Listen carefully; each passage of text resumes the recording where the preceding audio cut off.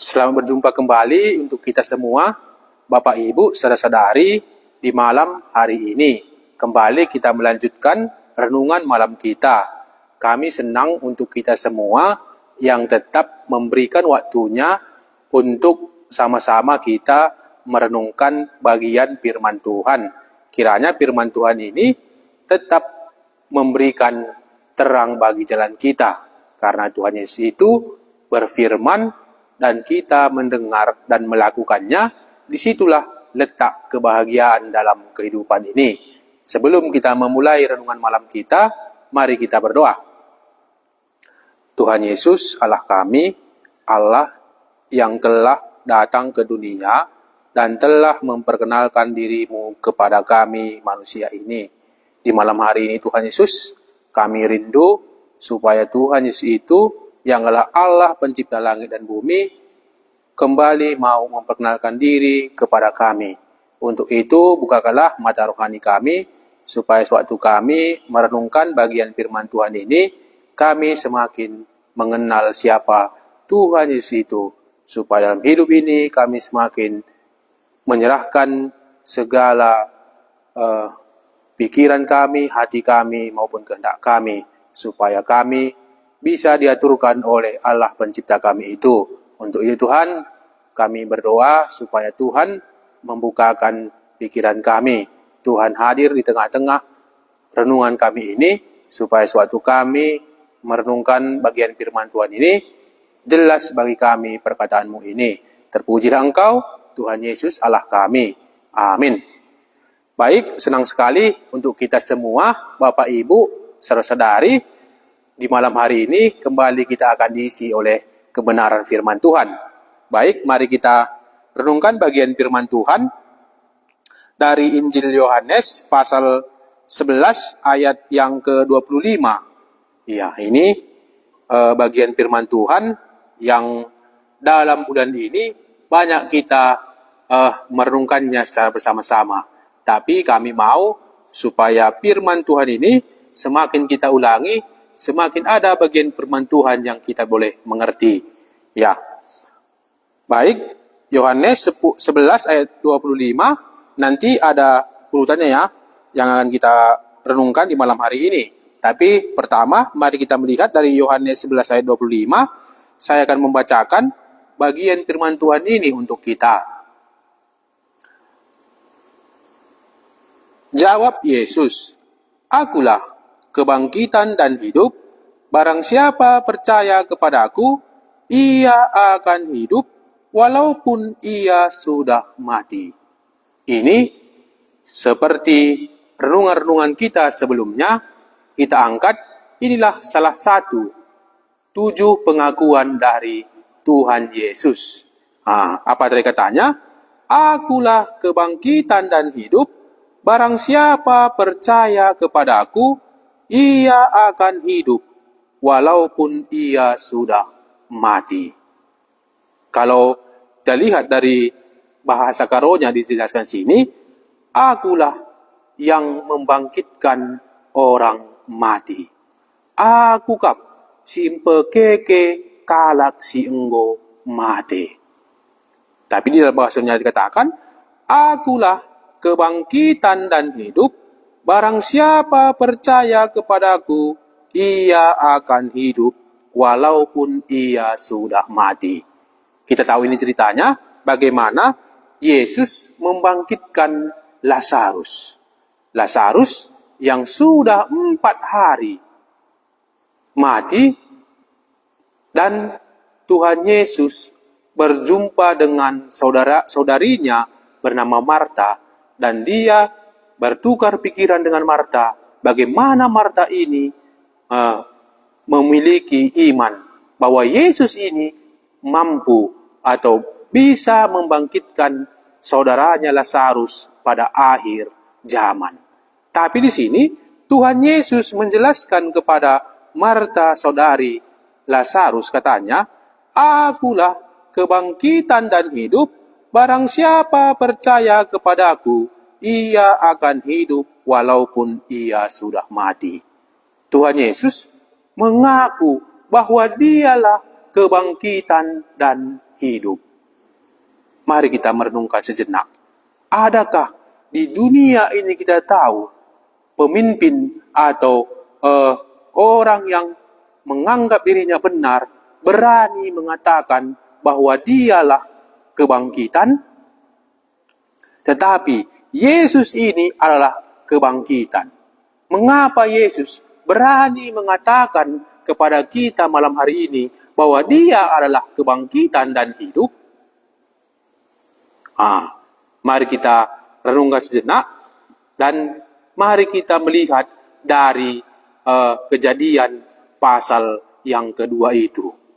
Bagaimana Allah membentuk manusia itu dari debu tanah dan menghembuskan napas ke hidung manusia itu sehingga manusia menjadi makhluk hidup. Jadi Yesus yang memberikan napas kehidupan kepada manusia dan manusia itu menjadi makhluk hidup, ini jugalah yang dikatakannya kepada kita di malam hari ini. Ketika Allah menghembuskan napas hidung ke hidung manusia itu, maka manusia menjadi makhluk hidup. Ada hubungan antara pencipta dengan yang diciptakan. Yang pencipta itulah Tuhan Yesus dan yang diciptakan adalah kita manusia ini.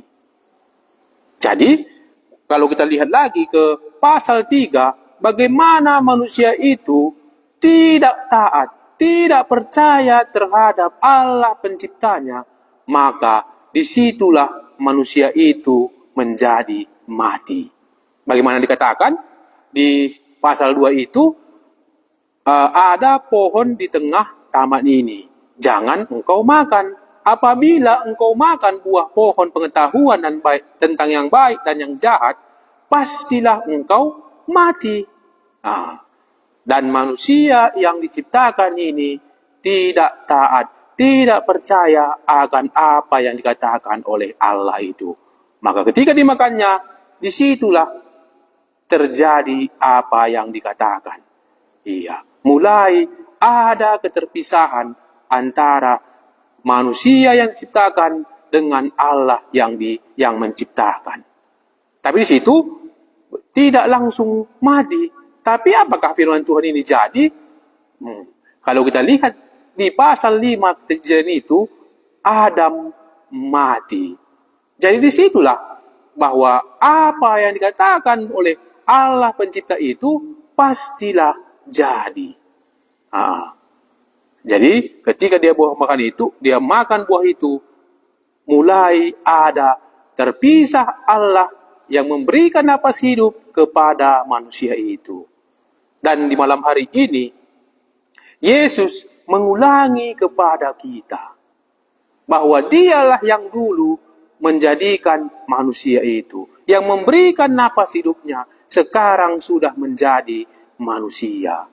Dan inilah yang dikatakannya.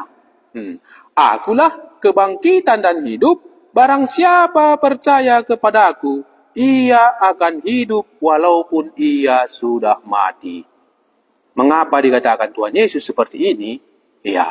Bapak Ibu, saudara-saudari, mari kita renungkan sejenak bagaimana kehidupan kita sebelumnya. Maksud saya, pastilah di antara kita, Bapak Ibu, saudara-saudari, ada keluarga kita yang sudah mati.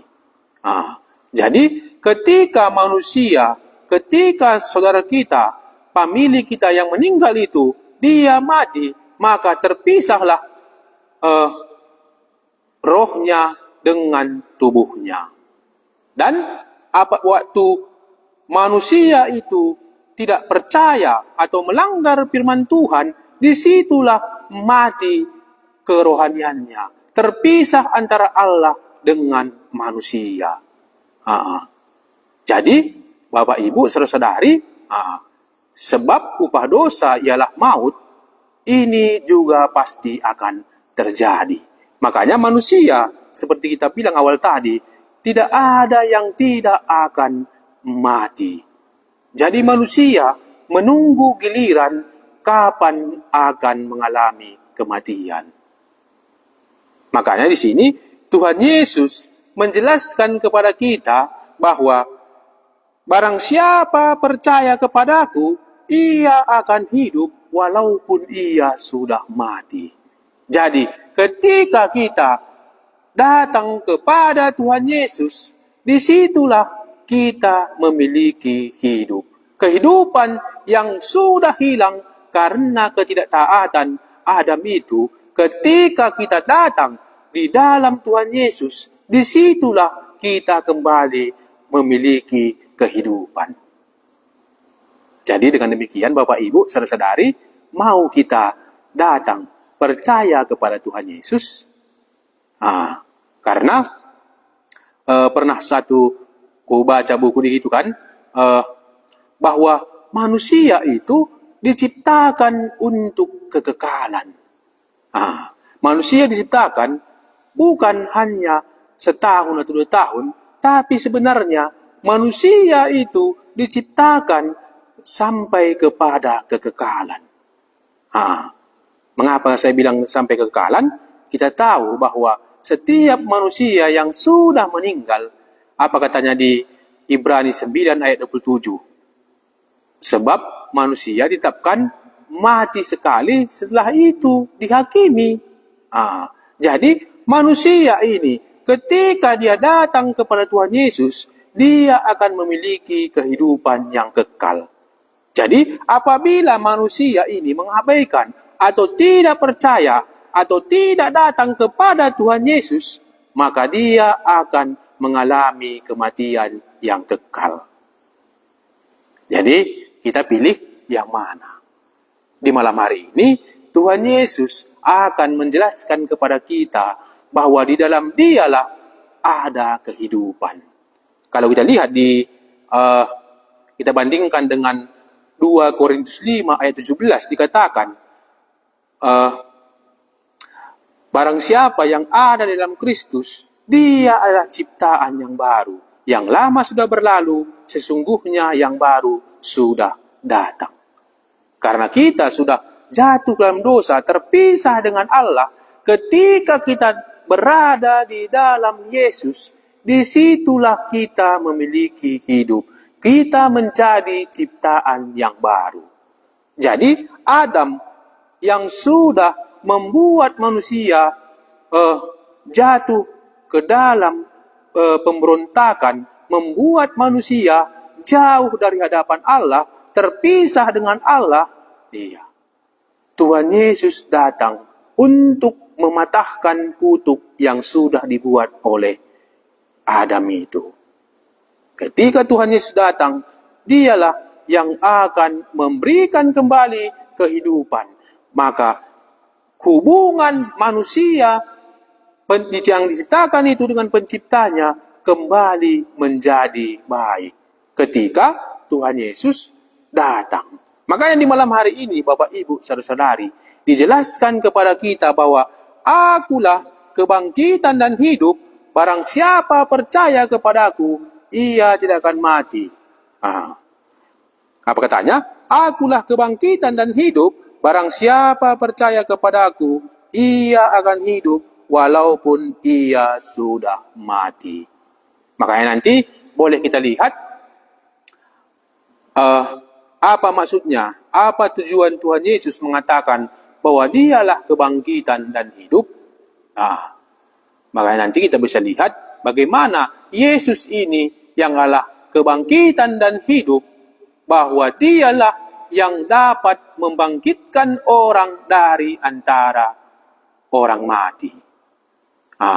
Baru lebih jauh lagi atau lebih jelas lagi dikatakan bahwa Yesus ini yang adalah Allah, dia sendiri juga dapat bangkit. Ketika dia bangkit, makanya di kitab Kolose dikatakan, dialah yang sulung yang dibangkitkan dari antara orang mati. Makanya ketika dia sudah bangkit, dia juga dapat membangkitkan orang yang sudah mati. Jadi Bapak Ibu, mau kita datang kepada Tuhan Yesus, karena kita sudah mati secara rohani dan akan mati. Kematian akan mendatangi kita. Makanya mau tidak mau, pastilah kematian akan menjemput kita. Malaikat maut, iya, seperti yang sering dijelaskan bahwa malaikat maut akan mencabut nyawa kita. Kenapa? Karena upah dosa ialah maut. Makanya ada ilustrasi guyon gitu kan. Di kota Medan ini kan sering sering terjadi pembegalan atau perampasan aset gitu.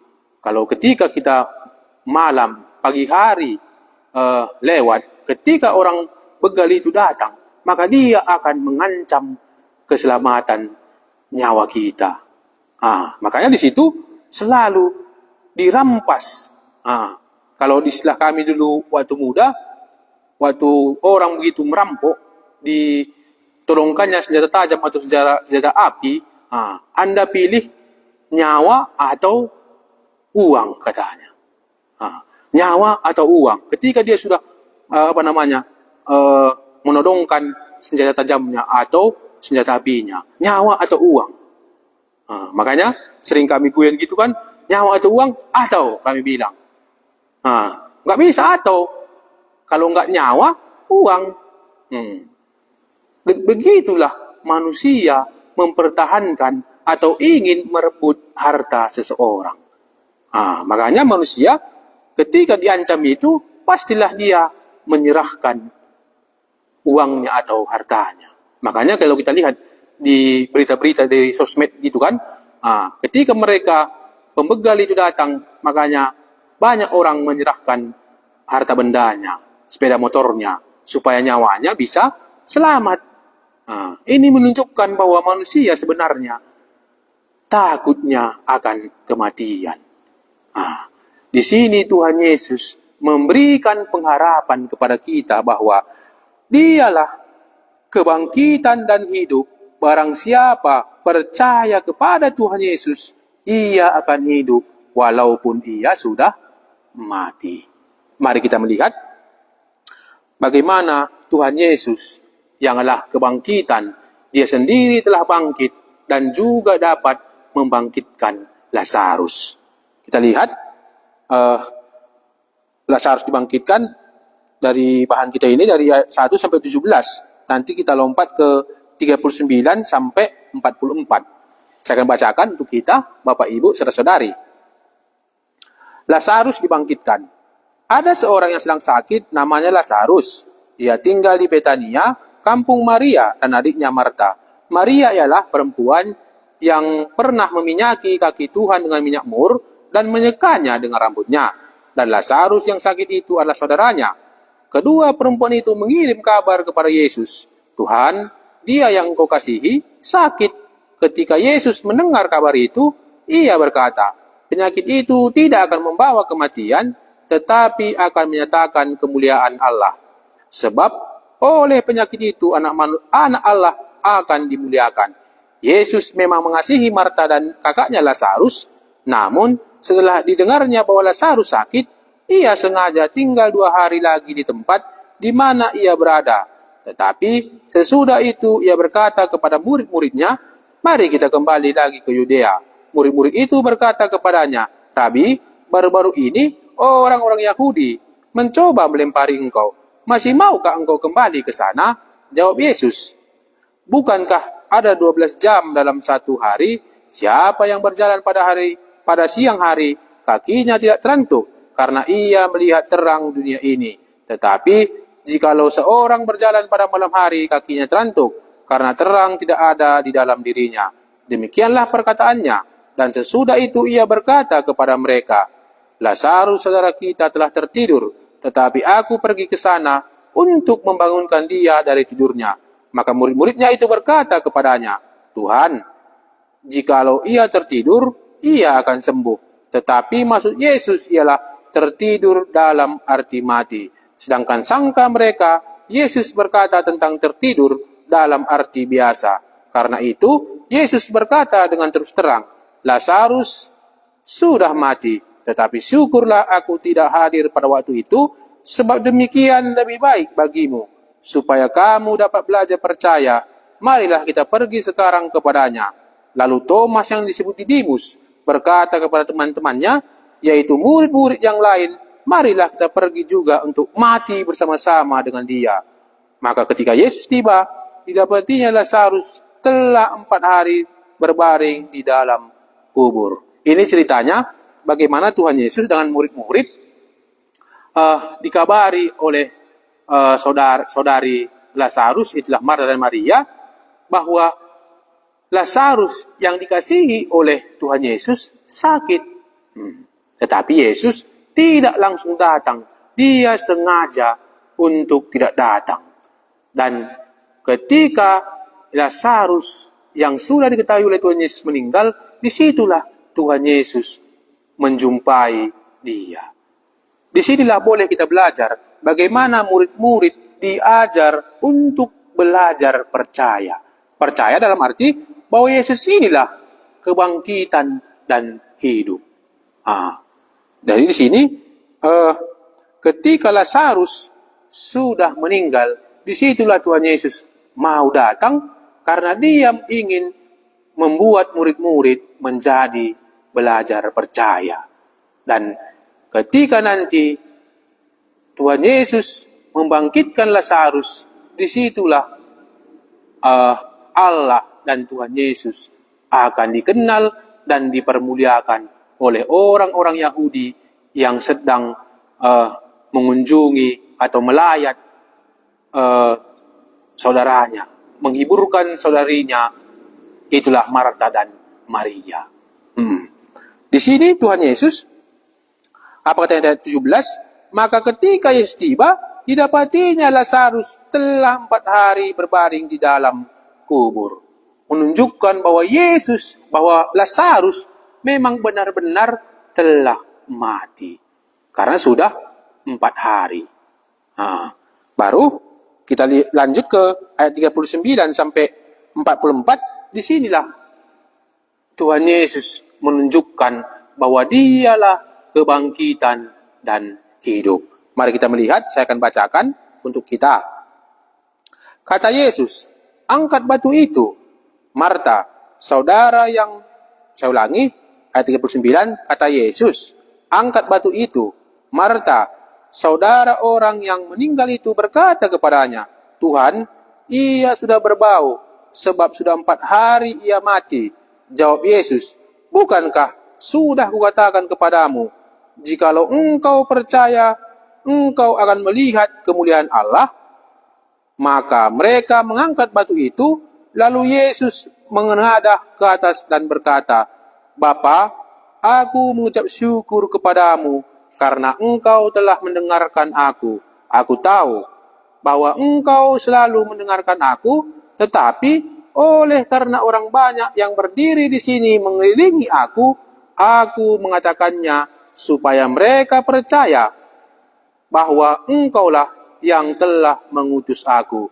Dan sesudah berkata demikian, berserulah ia dengan suara keras, Lazarus, marilah keluar.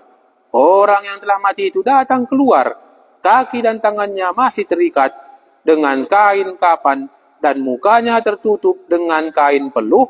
Kata Yesus kepada mereka, bukalah kain-kain itu dan biarkan ia pergi. Inilah yang dikatakan dilakukan oleh Tuhan Yesus. Ketika orang-orang Yahudi, ketika saudari Lazarus itulah Maria dan Marta, mereka tidak mengenal siapa yang mendatangi dia ini. Yang mendatangi dia ini adalah Yesus yang dapat membangkitkan orang. Dialah Allah yang dulu memberikan napas hidup kepada manusia. Makanya dia jugalah yang dapat membangkitkan orang yang sudah mati itu. Tadi sudah kita baca bagaimana Yesus ini tidak langsung datang mengajar murid-murid, mengajar saudari Lazarus, itulah Maria dan Marta, dan juga orang-orang Yahudi yang sedang menghiburkan tentang kematian Lazarus ini. Jadi sini menunjukkan Bapak Ibu, saudara-saudari, bahwa inilah fakta bahwa banyak saksi yang melihat kejadian ini. Banyak orang-orang Yahudi yang melihat bahwa memang benar-benar Lazarus ini dibangkitkan oleh Tuhan Yesus. Karena ada kubaca jurnal gitu, artikel, bagaimana orang-orang tidak percaya bagaimana Yesus membangkitkan Lazarus ini. Ada orang beranggapan di situ baca bahwa Yesus membangkitkan orang mati itu, dia bukan mati, itu karena masih koma katanya. Tetapi Tuhan Yesus sudah membuktikan Lazarus sudah 4 hari meninggal. Menandakan bahwa Lazarus benar-benar sudah mati. Dia tidak koma. Di sini menunjukkan Lazarus memang benar-benar sudah mati karena sudah 4 hari. Baru ada lagi tafsiran Calvin atau Spurgeon kubaca bagaimana orang Yahudi ada kepercayaannya, ada iman yang tradisi yang dia pegang bahwa orang yang 3 hari mati masih bisa dibangkitkan, masih bisa dia dihidupkan. Itulah kepercayaan yang dipegang oleh orang Yahudi. Tapi Tuhan Yesus sengaja 4 hari untuk mematahkan kepercayaan orang Yahudi. Mereka percaya 3 hari masih bisa dibangkitkan. Sengaja Tuhan Yesus sempat sampai 4 hari. Menunjukkan bahwa dialah yang dapat membangkitkan orang yang sudah benar-benar mati. Kita lihat. Kata Yesus, angkat batu itu. Marta, saudara orang yang meninggal itu berkata kepadanya, Tuhan, ia sudah berbau, sebab sudah 4 hari ia mati. Jawab Yesus, bukankah sudah kukatakan kepadamu, jikalau engkau percaya, engkau akan melihat kemuliaan Allah? Maka mereka mengangkat batu itu. Lalu Yesus menghadap ke atas dan berkata, Bapa, aku mengucap syukur kepadamu karena engkau telah mendengarkan aku. Aku tahu bahwa engkau telah mendengarkan aku, tetapi oleh karena orang banyak yang berdiri di sini mengelilingi aku mengatakannya supaya mereka percaya bahwa engkaulah yang telah mengutus aku. Inilah tujuan Tuhan Yesus, supaya orang yang hadir di situ percaya bahwa Yesus dapat membangkitkan orang yang sudah mati. Jadi Bapak Ibu, pertanyaan kepada kita, apa kita juga percaya bahwa Yesus dapat membangkitkan orang yang sudah mati? Yang sudah mati 4 hari, orang-orang Yahudi bisa menyaksikan kepada kita. Maria dan Marta bisa menyaksikan kepada kita. Murid-murid juga bisa menyaksikan kepada kita. Baru, dan sesudah berkata demikian, berserulah ia dengan suara keras, Lazarus, marilah keluar. Keluar dia. Kita lihat, orang yang telah mati itu datang keluar, kaki dan tangannya masih terikat dengan kain kapan, dan mukanya tertutup dengan kain peluh. Kata Yesus kepada mereka, bukalah kain-kain itu, dan biarkan ia pergi. Inilah renungan kita di malam hari ini. Jikalau kita ragu-ragu tentang bahwa Yesus dapat membangkitkan orang mati, di sini Yesus sudah membuktikannya bahwa dia dapat membangkitkan Lazarus dari antara orang mati. Jadi, Bapak Ibu, saudara-saudari, ketika kita akan menghadapi kematian, percayakah kita bahwa Dia juga akan membangkitkan kita? Inilah yang boleh kita renungkan di malam hari ini. Dan sebagai kesimpulannya, itulah ayat 25 dikatakan, jawab Yesus, "Akulah kebangkitan dan hidup. Barang siapa percaya kepadaku, ia akan hidup walaupun ia sudah mati." Di ayat 26 dikatakan, dan setiap orang yang hidup dan yang percaya kepadaku tidak akan mati selama-lamanya. Percayakah engkau akan hal ini? Ini ditanyakan kepada saya dan juga Bapak Ibu, saudara-saudari. Saya ulangi, akulah kebangkitan dan hidup. Barang siapa percaya kepadaku, ia akan hidup walaupun ia sudah mati. Dan setiap orang yang hidup dan yang percaya kepadaku tidak akan mati selama-lamanya. Percayakah engkau akan hal ini? Iya. Percayakah Bapak Ibu, saudara-saudari, bahwa Yesus dapat membangkitkan orang mati, dan ketika kita percaya yang masih hidup, kita tidak akan mati selama-lamanya. Karena Yesus yang sudah memberikan hidup kepada kita, Dia jugalah yang dapat memberikan hidup yang kekal. Di Yohanes 3:16 dikatakan, karena begitu besar kasih Allah akan dunia ini, sehingga Ia telah mengaruniakan anaknya yang tunggal, supaya setiap orang yang percaya kepadanya tidak binasa, melainkan beroleh hidup yang kekal. Jadi ketika kita datang kepada Tuhan Yesus, disitulah kita mendapatkan kehidupan. Kita tidak akan mati selama-lamanya, melainkan beroleh hidup yang kekal. Demikianlah renungan kita di malam hari ini. Karena sampai sinilah yang bisa saya sampaikan. Sampai di sinilah bisa saya uraikan bagian firman Tuhan ini. Mari kita berdoa. Tuhan Yesus, kami sungguh bersyukur kepadamu di malam hari ini. Kami sudah mendengar, merenungkan perkataan-Mu, bahwa Yesus itulah kebangkitan dan hidup. Barang siapa percaya kepadanya, dia akan hidup. Percayakah kami akan hal ini? Tuhan, bukakanlah pikiran kami, bagaimana Yesus sudah menjelaskan, Yesus sudah memberikan bukti bahwa Dia dapat membangkitkan Lazarus yang sudah mati 4 hari. Dan bagaimana juga Yesus itu kami tahu bahwa bangkit dari antara orang mati. Itulah makanya kami sebagai orang Kristen beribadah di hari Minggu.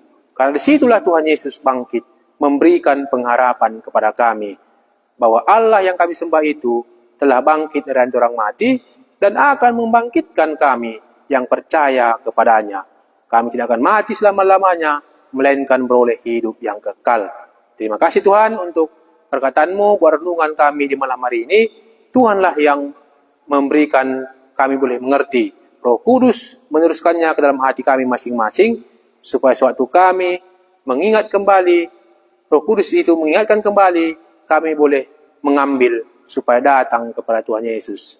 Ketika kami datang kepada Tuhan Yesus, disitulah maka kami tahu bahwa kami akan dibangkitkan dari antara orang mati dan memperoleh hidup yang kekal itu. Terpujilah nama-Mu Tuhan Yesus Allah kami yang hidup. Amin. Terima kasih waktunya di malam hari ini untuk kita